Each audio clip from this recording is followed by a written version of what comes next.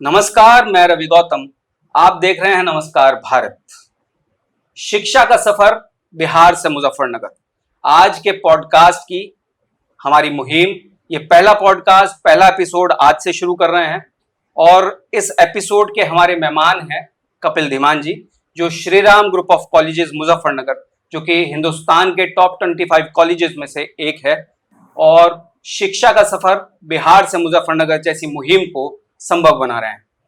कपिल जी, आपका स्वागत है हमारे कार्यक्रम नमस्कार। शिक्षा का सफर बिहार से मुजफ्फरनगर में। पहले आप अपने बारे में बताइए कि किस तरीके से आप श्री राम कॉलेज में किस ओहदे पर हैं, क्या सेवाएं दे रहे हैं, हमारे दर्शक जानना चाहते हैं। अगर मैं अपने सफर की बात करूं श्री राम कॉलेज में, तो मैं जिस विभाग में भी कार्यरत हूं, उस विभाग का काम है कि जो हमारे आने वाले नए स्टूडेंट्स हैं, विभिन्न विभिन्न जो एरियाज हैं, वहाँ के स्टूडेंट्स को श्री राम कॉलेज, उसकी शिक्षा की गुणवत्ता और जो सारी सुविधाएं यहाँ पर बच्चे को दी जा रही हैं, उसके करियर से जुड़ी हुई वो सारी चीजें जो एक बच्चे का भविष्य बनाती है, उन एक एक एस्पेक्ट को बच्चे तक, उनके गार्जियन तक, उस समाज तक जहाँ से वो आते हैं, वहां तक उन चीजों को हमें लेकर के जाना और पूरा उन लोगों को वो सूचनाएं देना, उन लोगों को लगातार समय पर शिक्षा में क्या क्या चीजें और कौन कौन से परिवर्तन आ रहे हैं, उन सब की जानकारी देना, ये हमारे विभाग का काम है। बिहार के बच्चे श्री राम कॉलेज में अपने सपनों को देखते हैं, तो किस तरीके से, किस मुहिम के साथ आप उन तमाम संभावनाओं को आकार देने का प्रयास कर रहे हैं, निश्चित रूप से हमारे चैनल के माध्यम से बिहार के बच्चे जानना चाहेंगे आपसे। देखिए, बिहार में बच्चे से पहले उसके गार्जियन सपना देखते हैं।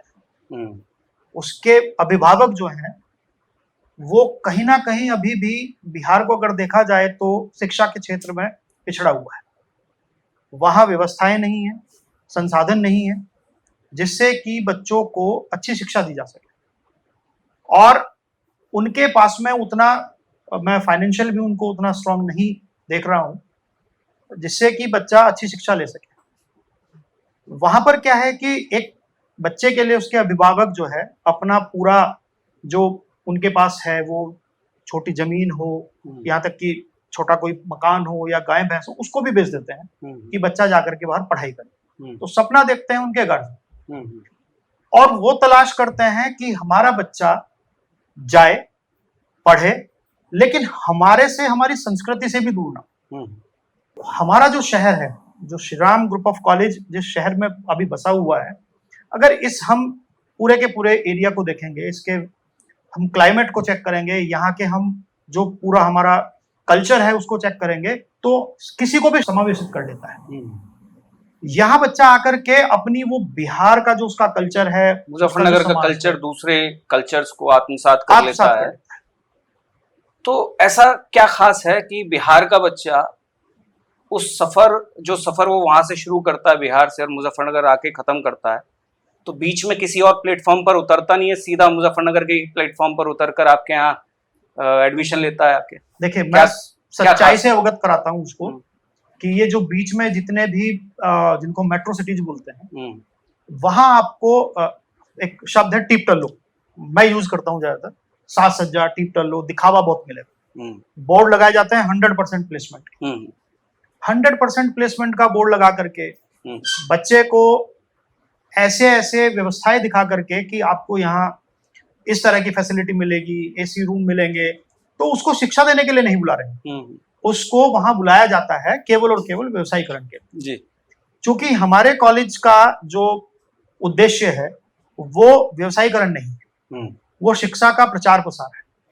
और उसके लिए हमारा मैनेजमेंट जो है, हमारे आदरणीय चेयरमैन सर जो है, वो लगातार मुहिम चलाते रहते हैं, हर क्षेत्र के लिए चलाते हैं। तो बिहार से भी एक उनकी सोच, उनका एक दर्द जो है वो जुड़ा हुआ है, और उसी को मद्देनजर रखते हुए हम बच्चे को सच्चाई से अवगत कराते हैं कि आपको हम श्री राम कॉलेज में पढ़ने के लिए बुला रहे हैं। 3rd फ्लोर में किसी ममटी में रह करके भी वो पढ़ाई कर सकता है, जैसा कि प्रचलन रहा। सब जानते हैं बिहार के बच्चों के बारे में, उन सबको, उनकी मेहनत के बारे में, सब लोग मेहनती होते हैं बच्चे। उस सबको मद्देनजर रखते हुए हम उन्हें सच्चाई से अवगत कराते हैं, विश्लेषण कराते हैं साथ में उनको हम यहाँ जो उनको सुविधाएं दे रहे हैं और उसके साथ में जो अपनापन उनको दे रहे हैं, उनका ध्यान रखने के लिए उनकी अकोमोडेशन में, उनकी शिक्षा में अगर देखें, उनकी जो हमारी टीचिंग मेथोडोलॉजी है, जो हमारा इंफ्रास्ट्रक्चर है, अगर इस इंफ्रास्ट्रक्चर की बात करें तो इस लेवल का इंफ्रास्ट्रक्चर आपको जी मैं उस पर बात करूंगा, लेकिन मैं उससे पहले मैं ये जानना चाहता हूँ कि ऐसे क्या वो कौन सा खास फीचर है श्री राम कॉलेज में जो अट्रैक्ट कर रहा है बच्चों को यहाँ पढ़ने के लिए। मैं आप मेरी बात समझ रहे होंगे? मैं बिल्कुल समझ रहा हूँ। वो कौन सी चीजें हैं जिन चीजों से एक फॉर्मूला बनता है कि बच्चा यहाँ आता है और यहाँ पढ़ने के लिए अपने आप को आपके साथ जोड़ता है? देखिए, मैंने शुरुआत में ही आपसे एक लाइन कही थी कि बिहार में बच्चे से पहले उसके माँ बाप सपना देखते हैं और फाइनेंशियल क्राइसिस बहुत ज्यादा है। तो बिहार सरकार ने एक रास्ता निकाला और उसको नाम दिया 7 निश्चय योजना। 7 निश्चय योजना। उसी की एक योजना है बिहार स्टूडेंट क्रेडिट कार्ड, जिसके तहत बिहार सरकार बाहर जाकर के पढ़ने वाले बच्चों को 4 लाख रुपए तक का एक लोन देती है। अच्छा। और वो लोन डायरेक्ट कॉलेज के खाते में जाता है ईयर वाइज। उसमें बच्चे के अकाउंट में पैसा नहीं जाता है। तो बच्चे के हॉस्टल का और उसकी पढ़ाई का जो पैसा है, बिहार सरकार 4 लाख रुपए 4 साल के लिए या 3 साल के कोर्सेज के लिए देती है, मैक्सिमम 4 लाख रुपए देती है। तो फाइनेंशियल क्राइसिस जो है वो बिहार गवर्नमेंट ने पूरे कर दिए। अब उन्होंने एक मानक तय कर दिया कि वो इस योजना का लाभ बिहार से बाहर जाने वाले उन बच्चों को देंगे जो ऐसे संस्थान में पढ़ेंगे जहां पर नेक ए ग्रेड से ऊपर के ग्रेड उसको मिले हुए या ऑटोनोमस कॉलेज। उससे नीचे के जो ग्रेड वाले कॉलेज हैं उनको इस लोन की सुविधा का लाभ नहीं दिया जाता। एक फैक्टर हुआ फाइनेंशियल क्राइसिस, हम नेक A++ ग्रेड में आते हैं। 2 फैक्टर हो गए हैं। तीसरा फैक्टर आता है हमारा जो कल्चर है, जिस जगह हम यहाँ पर रहते हैं। अगर हम साउथ की बात करें तो साउथ में बहुत सारे ऑटोनोमस कॉलेजेस हैं। हम चले जाएं बेंगलोर सिटी या उधर उत्तराखंड साइड चले जाएं तो बहुत सारे कॉलेज आपको मिलेंगे। समस्या वहां आती है उन बच्चों को लैंग्वेज की प्रॉब्लम। उस जो वहां मेट्रोपॉलिटन सिटीज के अंदर जो कल्चर बना हुआ है, जो आधुनिक कल्चर बना हुआ है, वो बच्चा वहां अपने आप को दबा कुचला हुआ महसूस करता है।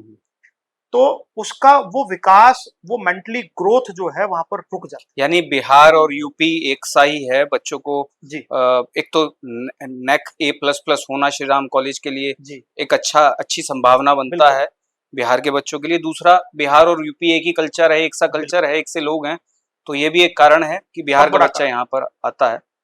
अभी कितने बच्चे बिहार के आपके यहाँ हैं?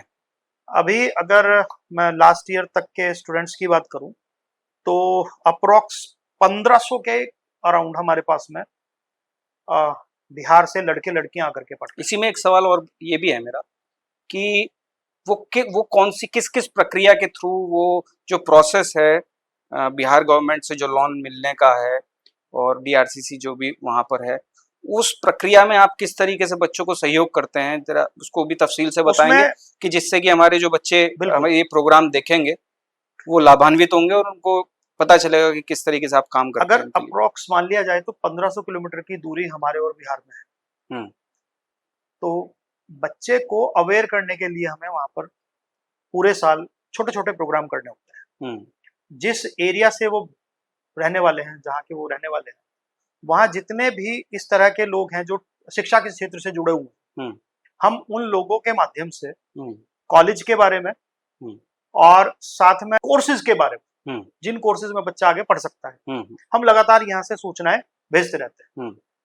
कभी कभी मौका मिलता है बच्चे से इंटरेक्ट करने का भी, क्योंकि 1500 किलोमीटर दूर आकर के कोर्स के बारे में पता करना, कॉलेज के बारे में पता करना, उन लोगों को अफोर्ड करना मुश्किल हो जाता है। तो इसीलिए हमने हर डिस्ट्रिक्ट में जहां जो पोटेंशियल डिस्ट्रिक्ट्स हैं, जैसे पटना हुआ, आपका बेतिया हुआ, हमने अपने एडमिशन ऑफिसेज भी खोले हुए हैं। अच्छा। इन्फॉर्मेशन वहां से बच्चे को सारी कोर्स के बारे में, फीस के बारे में, या जो भी उसको दस्तावेज चाहिए, जो भी डॉक्यूमेंट यहाँ से चाहिए, उनको प्रोवाइड कराने का काम करते हैं।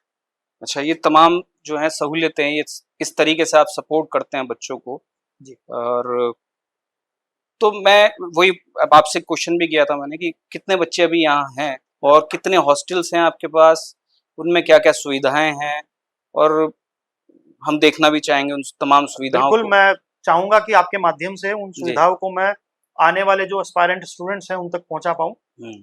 अभी रिसेंटली हमारे पास में 2 गर्ल्स हॉस्टल हैं हम्म। और 3 बॉयज हॉस्टल हैं।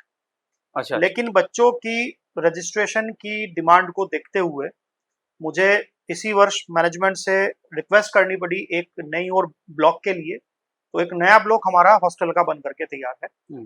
तो अब हमारे पास 4 बॉयज हॉस्टल हैं जी। और 2 गर्ल्स हॉस्टल हैं। हम्म। अगर हम सुविधाएं देखें तो गर्ल्स हॉस्टल में हमने जो माहौल रखा हुआ है वो इस तरह का है कि स्टूडेंट्स आकर के अपने आप को फील ना करें कि उन्हें कहीं जैसे जेल में बंद कर दिया गया है या कुछ। मतलब होम सिकनेस होती है बच्चों बिल्कुल को, होती है। है ना? यहाँ की कल्चर और वहाँ की कल्चर में थोड़ा डिफरेंस है। जी। किस तरीके से सामंजस्य बिठाते हैं, उनके त्योहार हैं, वो वो तमाम उपलक्ष्य हैं, है ना? जिसमें बच्चा इन्वॉल्व होना चाहता है, कैसे करते हैं आप लोग? हम क्या करते हैं कि हमने थोड़ा सा रिसर्च किया और रिसर्च करने के बाद पाया कि जो एक कल्चरल गैप है, चूंकि वहाँ अवधी और भोजपुरी ज्यादा बोली जाती है और हम लोग समझ तो पाते हैं लेकिन उस भाषा में उनसे बात नहीं कर पाते। तो हमने अपने 2 गर्ल्स हॉस्टल में एक हमारी जो वार्डन है और असिस्टेंट वार्डन है उन्हें हमने बिहार से अपॉइंट कर दिया। अच्छा। एक जिनकी एज अभी उन लड़कियों से 5 या 10 साल ऊपर है, उस एज की कैंडिडेट को हम लेकर के आए जो उनसे उनकी बड़ी बहन बन के बात कर सके, हम्म। उनको हेल्प कर सके। हम्म। संकोच होता है बच्चों में, हम्म। खासकर बाहर आने के बाद लड़कियों में ज्यादा होता है। हम्म। तो हमने 3 अलग अलग एज ग्रुप के लोग वहां पर अपॉइंट किए हम्म। जिसमें 2 बिहार से हैं और एक लोकल मुजफ्फरनगर से। हम्म। हम्म। सिक्योरिटी के पर्पज से हम्म। एक सिक्योरिटी गार्ड जो दिन में रहते हैं, रात के लिए एक महिला सिक्योरिटी गार्ड हम्म। जो केवल हॉस्टल में इनर साइड पर रहती है, हम्म। और 2 जो सुरक्षा अधिकारी हैं जो जिनको आप कह सकते हैं कि अ, रात्रि प्रहरी जो हैं, हम्म। उनको हमने गर्ल्स हॉस्टल पे लगाया। अच्छा। और हमारे मैनेजमेंट के जो ट्रस्टी हैं हम्म। उस हमारे हॉस्टल के बिल्कुल समीप रहते हैं। उनकी जो धर्मपत्नी है वो रहती हैं, वो भी बच्चों के साथ में लगातार हम्म। अभिभावक जैसा व्यवहार करते हैं हम्म। जिससे कि उन्हें होम सिकनेस ना हो। हम्म। और बिहार का बच्चा एडजस्ट बहुत जल्दी करता है। हम्म। उसे पता है कि उसे ये जो मौका मिला है, ये मौका ही उसकी और उसके परिवार की जिंदगी तो बदल बिहार के बच्चों को घर जैसा फील कराने के लिए आप पूरा सकती है। प्रयास करते हैं। जी। तो और जो मूलभूत सुविधाएं हैं जो बिहार के बच्चों को आप लोग उपलब्ध करा रहे हैं, जैसे मैस है, मैस में सबसे बड़ी समस्या आती है कि बिहार के बिहार के बच्चे का जो टेस्ट है वो थोड़ा अलग होगा और यहाँ के बच्चों का टेस्ट अलग होता है। तो कैसे वो कैसे मैनेज होता है? क्या ये क्या वहाँ बावर्ची भी आपने बिहार से ही आपने हायर कर रखे हैं क्या? ये समस्या आई थी हमारे सामने। हम्म। हम अनभिज्ञ थे इन चीजों से। हम्म। हमने बहुत अच्छा खाना बहुत अच्छे बावर्ची से बनवा करके लगवाना शुरू किया, हम्म। लेकिन बच्चे की शिकायत थी कि टेस्ट नहीं है। हम्म। हमने कई मानकों पे उसे चेक किया तो पाया कि इनके कल्चर में जो चीजें हैं और जिस तरह का भोजन इन्हें वहां दिया जाता है, गरिष्ठ भोजन ये लोग करना पसंद करते हैं। जैसे हम इधर की बात करें तो लहसुन प्याज का जो इस्तेमाल है वो एक मानक जो है उसका थोड़ा कम करते हैं यूज। लेकिन अगर हम बिहार और उधर के एरिया की बात करें तो वहाँ लहसुन प्याज को बहुत ज्यादा मात्रा में इस्तेमाल किया जाता हम्म। है उनके क्लाइमेट के अकॉर्डिंग। हम्म। तो हमने एक कंपनी को हायर किया, हम्म। उस कंपनी को हमने कॉन्ट्रैक्ट दिया हम्म। और गर्ल्स और बॉयज दोनों ही हॉस्टल की मेस में हम्म। हमने जो स्टाफ है 50% स्टाफ हमारा वो बिहार से बिलोंग करता है और 50% स्टाफ हमारा लोकल एरिया से, हम्म। जिससे कि वो उनके टेस्ट को समझ पाए, उनके कल्चर को समझ पाए। क्योंकि यदा कदा जब भी कोई त्योहार आता है या किसी तरह का फेस्टिवल वहाँ होता है तो उन बच्चों के लिए अलग से जो भोजन होता है, पारंपरिक जो उनका भोजन होता है, उसकी व्यवस्था की जाती है। तो उन सब चीजों को देखते हुए हमें ये चेंजेस लाने पड़े। उनके टेस्ट के अकॉर्डिंग, उनके कल्चर के अकॉर्डिंग भोजन की जो बनाने की विधियां हैं या जो सामग्री है उसको हमें उनके हिसाब से थोड़ा सा अपडेट करना पड़ा। अच्छा, एक बहुत महत्वपूर्ण विषय है अनुशासन।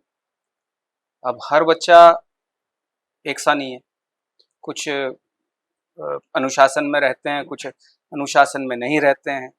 कुछ बच्चे ऐसे हैं जो यहाँ आते हैं और पढ़ाई पर ध्यान ना देकर दूसरी चीज़ों में भी इन्वॉल्व होने का उनको कहीं ना कहीं से रास्ता मिलता है। तो आप लोग कैसे मैनेज करते हैं अनुशासनात्मक व्यवस्था को, और परिवार को कैसे इस बारे में अवगत करा कर रखते हैं? क्या उनसे कोई इनके अभिभावकों से कोई कांटेक्ट बनाकर रखते हैं? किस तरीके से मैनेज किया जाता है? अनुशासन अगर हम देखें तो बहुत हद तक अच्छा है।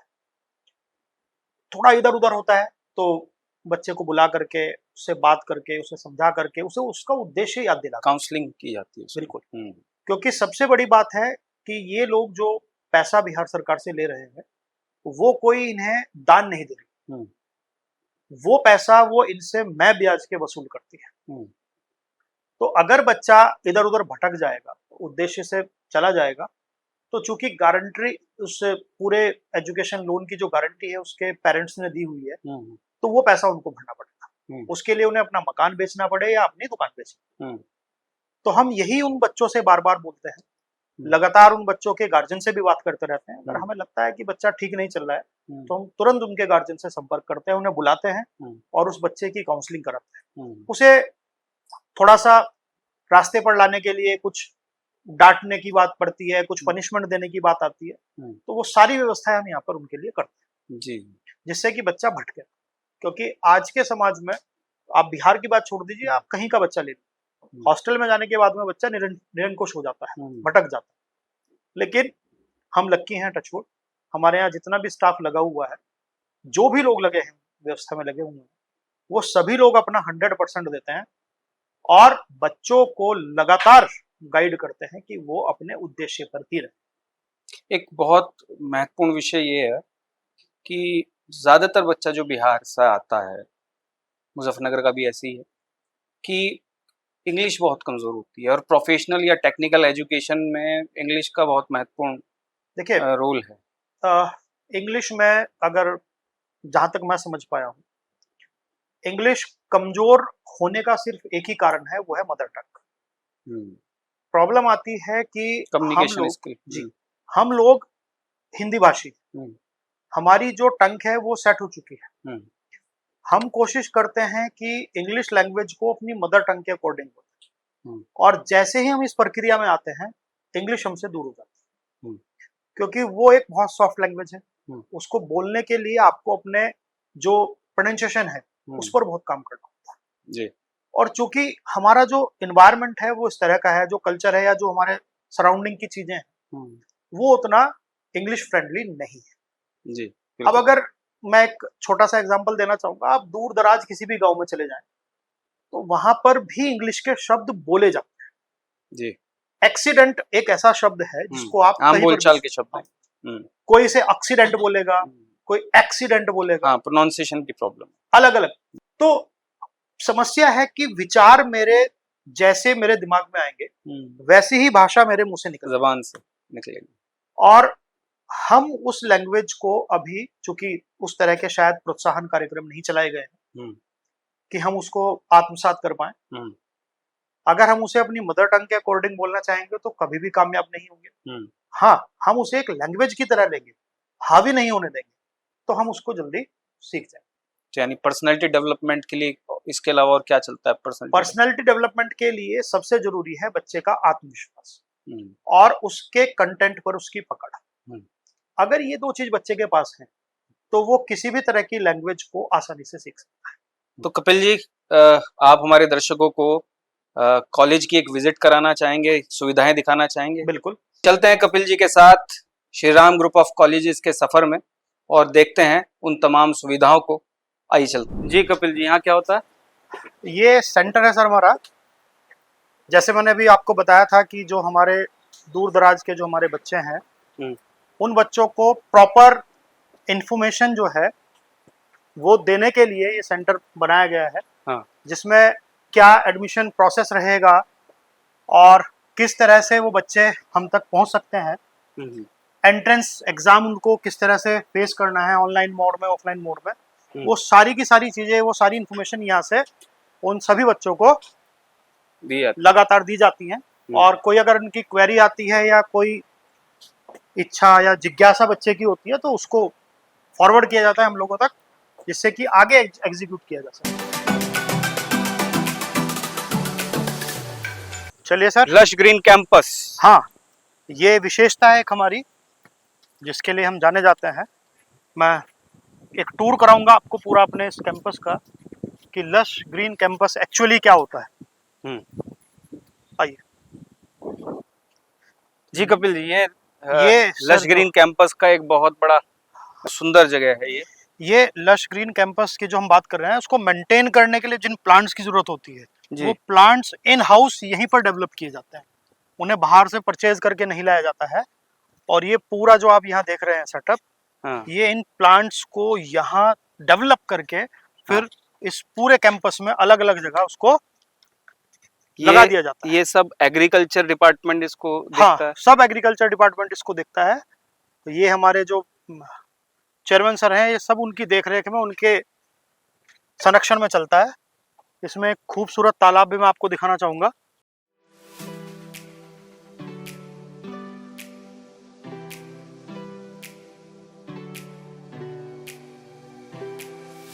तो इसको पूरा तरीके से मेंटेन करने के लिए एग्रीकल्चर डिपार्टमेंट इसको पूरे तरीके से मेंटेन करता है। डिपार्टमेंट और इसकी जो अलग से हमारा एक विंग है जो लगातार इसी प्रोजेक्ट पर काम करते हैं, एग्रीकल्चर डिपार्टमेंट के साथ कोऑर्डिनेट करके, वो एक अलग पूरा विंग हमने बनाया हुआ है।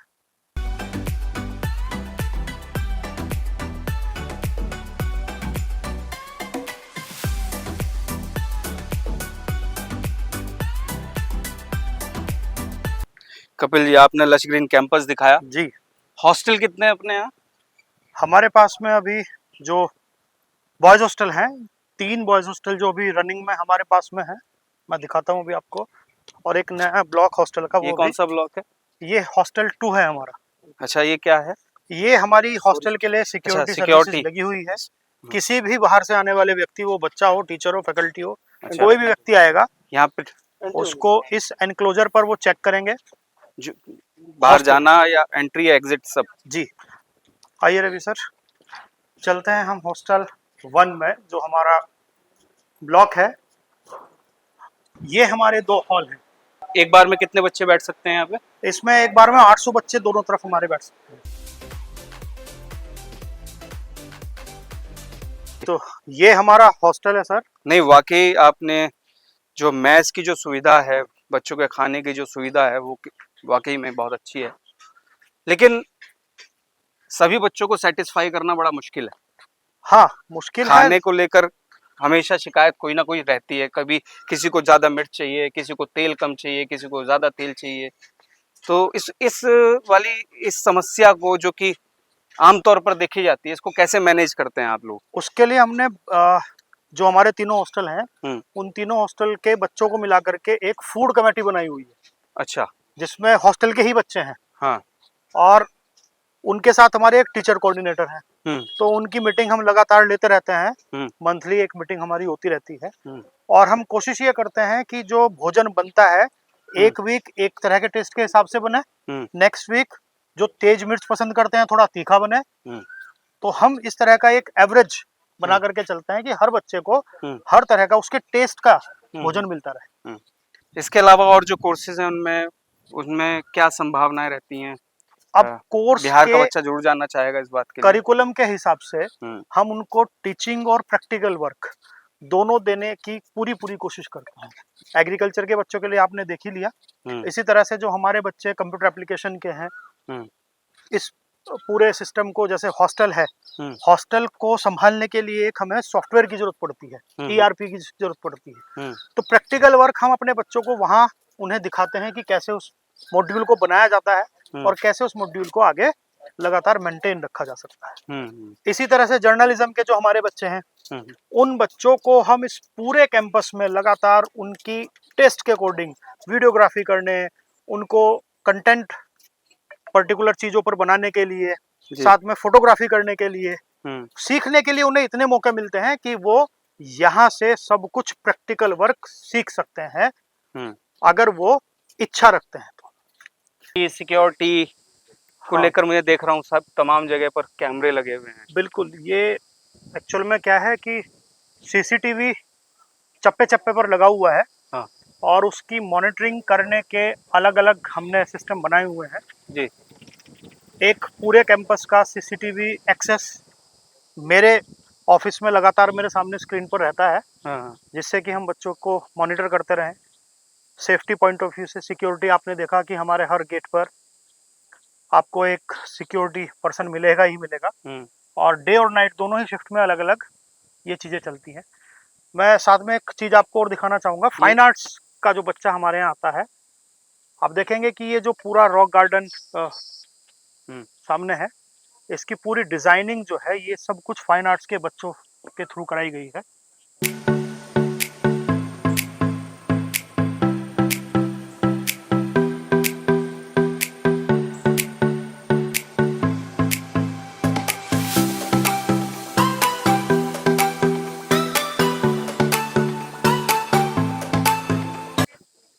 ये वेस्ट मटेरियल ये वेस्ट मटेरियल से बना हुआ हमारा, ये भी फाइन आर्ट्स के बच्चों की देन है कि वेस्ट मटेरियल से उन्होंने इतना अच्छा सेल्फी पॉइंट एक तरह से क्रिएट कर दिया है। निश्चित रूप से ये दिखता है जिस तरीके से कॉलेज का जो इंफ्रास्ट्रक्चर है, यहाँ पर चीज़ें बनाई गई हैं, स्थापित की गई हैं, वो दिखता है कि किस तरीके से स्टूडेंट्स ने या उनके टीचर्स ने उनके साथ क्लास में मेहनत की है और उस मेहनत को किस तरीके से क्लास के बाहर साकार किया है, साकार दिया है, उसको एक आकार दिया है। और आकार आप सामने देख ही रहे हैं। तो ये सर हमारा कैंपस है जिसमें स्पोर्ट्स की फैसिलिटी के लिए हमारा अलग पूरा ग्राउंड है। साथ में अलग अलग ब्लॉक में कैफेटेरियाज अलग बने हुए हैं। आप जितना जाएंगे उतना आपको देखने को मिलेगा। इन शॉर्ट एक परफेक्ट डेस्टिनेशन है एजुकेशन और अकोमोडेशन के पर्पस से उन बच्चों के लिए जो बाहर से आना चाहते हैं। तो ये था हमारा शिक्षा का सफर बिहार से मुजफ्फरनगर। और इस सफर में कपिल धीमान जी ने हमें बहुत सारी महत्वपूर्ण बातें बताई कि आखिर क्यों श्री राम कॉलेज में बिहार के स्टूडेंट्स अपने सपनों को साकार करने आ सकते हैं और अपने सपनों को साकार करने के साथ साथ मूर्त आकार भी दे सकते हैं। बहुत बहुत कपिल धीमान जी, आपने बहुत अच्छी जानकारी दी और बिहार के बच्चों को एक नई दिशा और नई रोशनी आपने दिखाई है। बहुत बहुत धन्यवाद। धन्यवाद। Thank you. Thank you.